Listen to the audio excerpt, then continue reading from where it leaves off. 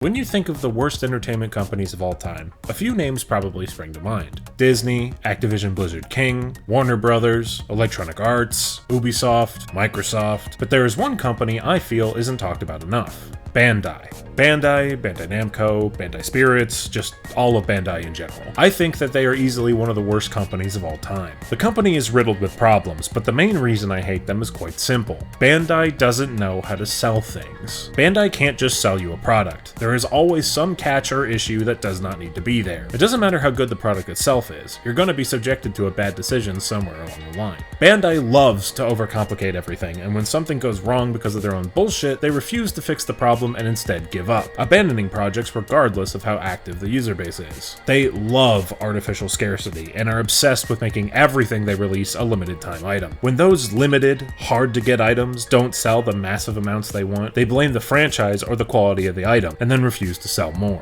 Bandai makes terrible, self-destructive decisions when producing, releasing, selling, and managing their products. They don't know how to sell things. People have been largely ignorant of Bandai's bullshit, but recently folks have taken notice. With the popularity of the One Piece card game, the flood of awful anime games, and the post-launch edition of microtransactions into Tekken 8, people are finally realizing just how terrible of a company Bandai is. I figured now is the best time to get all of my frustrations off my chest and add my feelings and experiences to the discussion. I mean, who better to tell you why Bandai is terrible than an exhausted Digimon fan?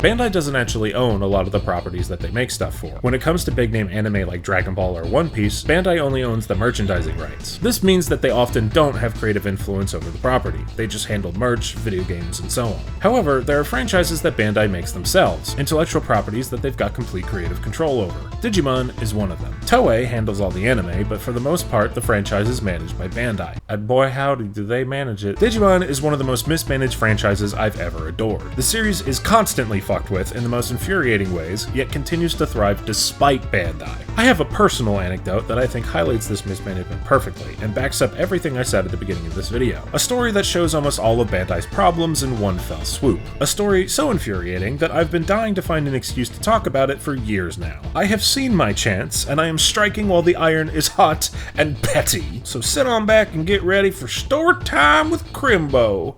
It's a long one. The Digital Monster X Ver 2 is a Digivice that was released in 2019. This virtual pet was cool for a number of reasons, but the main one for me was the release of a new evolution for one of my favorite Digimon, Impmon. He now had a brand new X antibody form, and I absolutely loved it. I had to get my hands on this Digivice. There was just one huge problem. I had missed the Premium Bandai pre-order window. Now, if you don't know what Premium Bandai or P Bandai is, get ready to get mad, because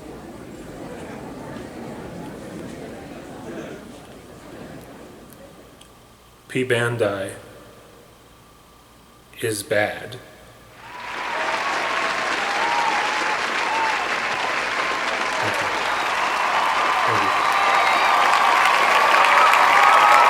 P Bandai is a website that sells exclusive Bandai merchandise that you cannot purchase anywhere else. This isn't a bad concept on its own, but what makes it horrific is the details of how this website works. First, every single item that appears in the store is a limited time item. This means that there is a specific window of time where you can attempt to pre-order the item you want. If you miss this timed window, you are completely out of luck and can no longer purchase the product. Also, you heard me right, you're pre-ordering, not purchasing. The product doesn't get shipped to you right away. When I ordered this white Vital bracelet back in November of 2021, it didn't ship until January of 2022, so you're not going to get the item in any timely fashion. On top of that, the pre-orders can sell out, and for more popular items, this can happen in 5 minutes. If you miss out on getting an item from P Bandai, it is fucking gone. The only chance you have of getting it is from scalpers and resellers at a jacked up price. This happens in the Gunpla community constantly, and I cannot tell you how many times I've said, "Wow, cool robot," only to have my dreams crushed when I realize it's a P Bandai exclusive. Now, I missed getting the Digivice I wanted, but there was still one hope.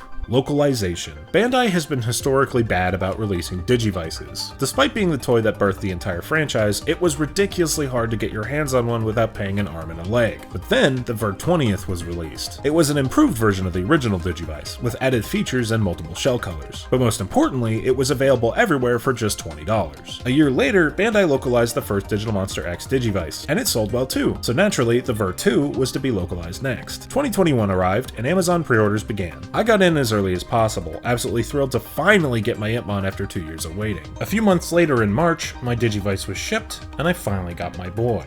Or so I thought. You see, there are two versions of the Digital Monster X for 2, a red one and a purple one. The difference between them is similar to how Pokemon games are handled. One color has a different roster from the other. Turns out, Bandai failed to notice a massive production error, where they accidentally swapped the rosters between the red and purple devices. This means that folks with red Digivices were getting Impmon, while purple folks were getting Agumon. I was one of the hundreds of folks who got a faulty Digivice, and instead of having the Impmon I've been waiting 2 years for, I had an Agumon. Bandai later issued a statement saying that the error was the result of a programming glitch, and that they would work with Amazon to make sure returns would be handled appropriately. I could have kept mine as a collector's item, but at the time, I just really wanted my Impmon, and I would have rather spent my very limited money on what I actually wanted. So long story short, I returned the Digivice. I got my refund, and I waited for Bandai to fix the mistake. Problem is, they never fixed it. I never got my Digivice. And I never will. Because instead, Bandai took the laziest, shittiest solution possible. So get this. Instead of making new boards and fixing the glitch, Bandai decided to resell the faulty devices with recolored plastic and new packaging. They got rid of the transparent shells and swapped them with new opaque metallic ones. They put Agumon X into a metallic navy case and Impmon X into a metallic silver case. Then, they changed the cardboard packaging, swapping gold for silver and silver for gold. The device says silver or gold, depending on which version you got, but because of the glitch, it'll say silver, which is correct, but it has the gold roster. It's really confusing. Rather than fixing the boards, they found it easier to just switch the packaging of the already faulty devices. This was done to save money, of course. Changing the color of plastic and cardboard is far cheaper than changing a program. Why fix a defective product when you can repackage it and save a few cents on production? After this massive fuck up and insulting fix, Bandai went completely silent. Many people were incredibly confused about what toy came with what content, and they were asking where the transparent purple and red Digivices went. As a result of all of this, I have to assume that the English Fur 2 did not meet sales expectations, because eventually, Bandai deleted their Digimon X product page, all but confirming that they're not localizing the Ver 3.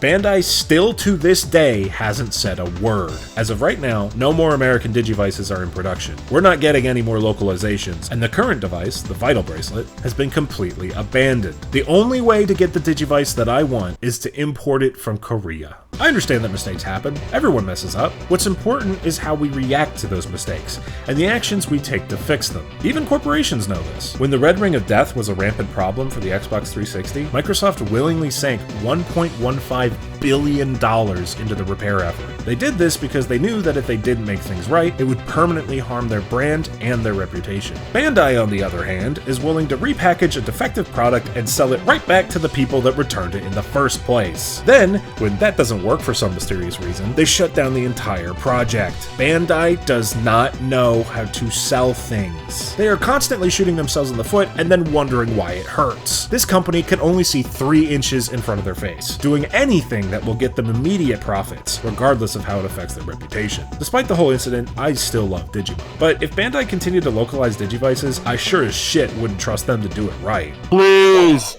What? I didn't understand what you just said. Please!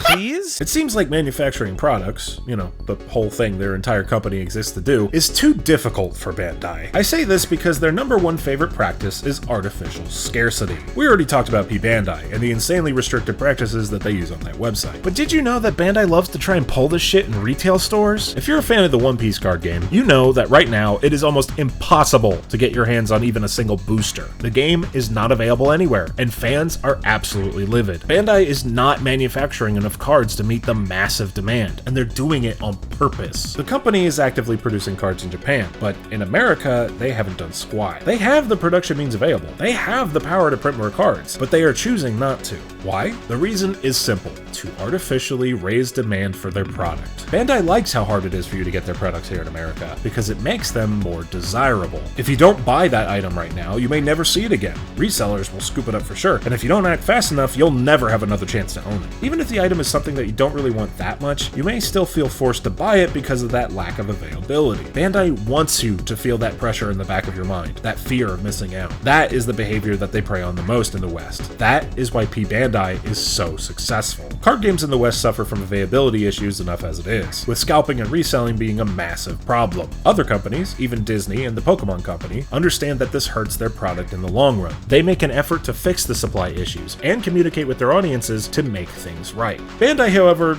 doesn't give a single shit. They, once again, have been completely silent on the issue, and they have the utter lack of foresight to see that this is the sort of problem that kills card games. If players can't play the game, they're not going to. Sales may look good when products sell out in 5 minutes. You might get a lot of immediate profit from scalpers, but in the long run, you'll be killing any interest folks may have. Bandai doesn't only do this with card games. They do it with absolutely everything. If there is a way to limit a release and create any kind of FOMO, they will do it in a heartbeat. I don't have any overarching point with this part. I just want to vent my laundry list of frustrations, because there are so many more examples of Bandai being stupid and annoying. Come with me, and we'll see why I hate this motherfucking company. Klonoa Phantasy Reverie is a remake of the first 2 Klonoa games. The series has a pretty big cult following, and the remake was highly anticipated for many reasons. One of which was the accessibility of these games, as getting the originals can be quite expensive. However, for some reason, physicals were only released in Japan and Europe. The Americas never got it. So if you want a physical copy, you have no choice but to import it. Also, the special bundle DLC pack is a complete scam and a waste of money. Digimon Survive is a visual novel that was review bombed for being visual novel. The developers were always very clear about what the game was: a story-focused experience with some RPG elements. Digimon fans who followed its long-delayed development knew exactly what they were getting into, but the average consumer was shown trailers and marketing that focused on the RPG stuff. Bandai didn't make it clear enough to the average Joe what the game actually was. So when people bought it, expecting a grid-based RPG, they were quite upset to have gotten a visual novel instead. It was a really stupid problem that could have been solved by much clearer marketing. The game was also released around the same time as 2 other highly anticipated JRPGs, and Bandai decided to limit how many physical copies were produced. Miraculously, despite all of this, the game managed to sell pretty well. Gundam Evolution was a free-to-play hero shooter that was shut down after only a year of existing. Despite being a highly praised alternative to Overwatch, the game was killed because of its terrible monetization. Bandai pushed microtransactions instead of fixing bugs,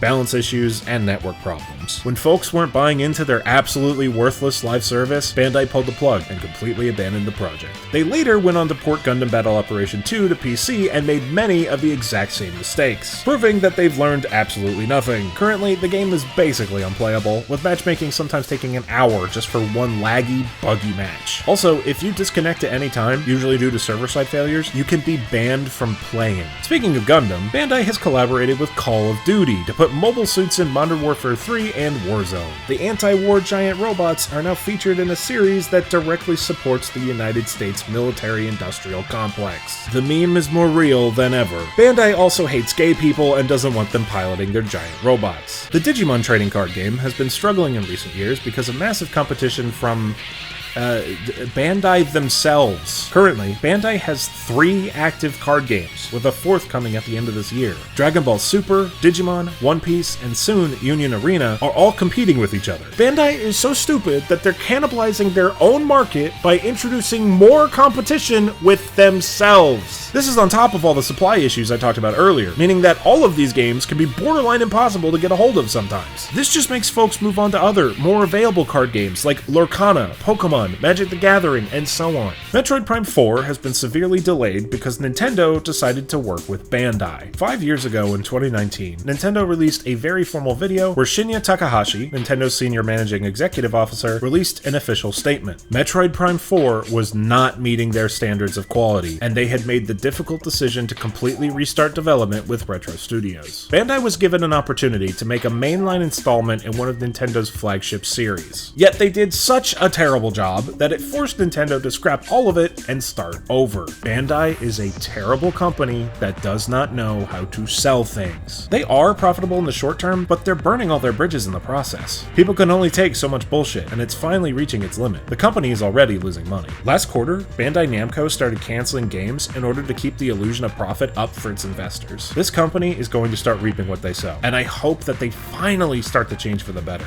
I want Digimon to do well. I want the creative people who are trapped in Bandai's management to be able to make the things that they want to make. But that positive change can't come unless the company gets a dose of reality. I want people to be more aware of how awful Bandai is because I want them to fix their shit. I want them to do better, and I want to be able to enjoy the things they make without a million caveats. It's up to us to keep that pressure on them, to keep them accountable for their stupid actions. They won't change until their wallets are affected. Hey, it's up to us to complain about Bandai.